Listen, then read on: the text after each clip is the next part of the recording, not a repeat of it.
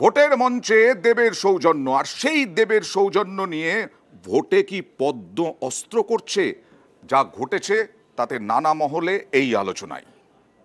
আমার অনেক লোক বন্ধু বান্ধব আছে যারা বিজেপিতেও আছে, তাদের মধ্যে একটা অন্যতম নাম হচ্ছে সুকান্ত দা, আমার অত্যন্ত প্রিয় মানুষ। তো এই মঞ্চ থেকে সুকান্ত মজুমদারকে অনেক অনেক শুভেচ্ছা রইল। কে জিতবে কে হারবে আমরা 4 জুনে দেখে নেবো। এটাই হচ্ছে সুকান্ত মজুমদার, যে দেবের মতো বাংলা সিনেমার সুপারস্টারও এসে বলে যে সুকান্ত দা আমার খুব ভালো বন্ধু, আমি আগে সুকান্ত দাকে নিয়ে বলবো, তারপরে বিপ্লব মিত্র নিয়ে বলবো। তো এটাই হচ্ছে সুকান্ত মজুমদারের প্রাণ। ভোটে গরম বালুরঘাট, মুখোমুখি বিজেপির সুকান্ত মজুমদার এবং তৃণমূলের বিপ্লব মিত্র। দ্বিতীয় দফার ভোটের প্রচারের শেষ লগ্নে বালুরঘাটে দেব। তৃণমূলের স্টার ক্যাম্পেনার এবং ঘাটালের তৃণমূল প্রার্থী।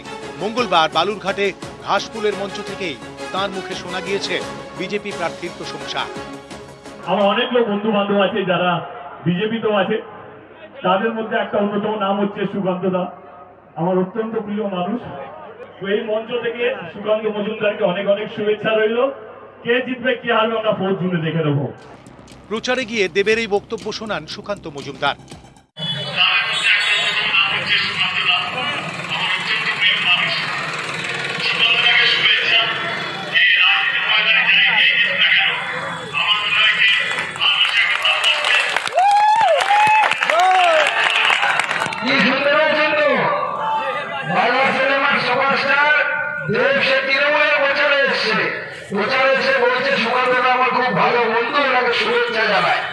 এখানেই শেষ নয়, সোশ্যাল মিডিয়াতে বিজেপি নেতা অমিত মালব্য লেখেন,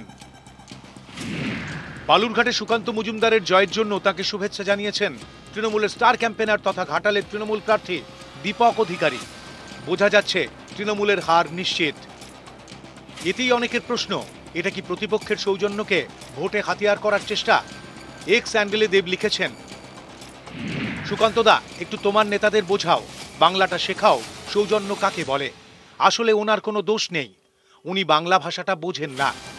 হিন্দিতে বললে হয়তো বুঝতেন, একটু বুঝিও আমি কি বলতে চেয়েছি। 26 এপ্রিল ভোট, আবার একবার শুভেচ্ছা তোমাকে আর তোমার দলকে এবং তোমার দলের কর্মীদের। আজ যদি এমন একটা খারাপ জায়গায় চলে গেছে, একটা মঞ্চ থেকে বিরোধী দলের নেতাকে যদি ভালো বলা হয়, সেটাকে তারা যদি অস্ত্র করে নেয়, হাতিয়ার করে নেয়, তাদের এটা শিক্ষার ভুল। আমরা কি যুদ্ধ লড়ছি? দেব যা বলার বলেছে, আমি আর বেশি কিছু ক্যামেরার সামনে বলবো না, সময় হলে সব দেখতে পাবেন। আমি একমাত্র লিডার যে আমার মঞ্চ থেকে বিরোধী দলকেও শুভেচ্ছা জানাতে পারি। এই চ্যালেঞ্জটা আমি তাকেও ছুঁয়ে রাখলাম। উনি তো ডেফিনেটলি ঘাটালে আসবেন, একবার এই সাহসটা করে দেখান। ঘাটালে আপনি যাবেন, দেবের কেন্দ্রে ঘাটালে আপনি প্রচারে গিয়ে কি বার্তা দেবেন? অবশ্যই প্রচারে যাব এবং তখন সময় এলে আপনারা সব জানতে পারবেন। নিউজ 18 বাংলা।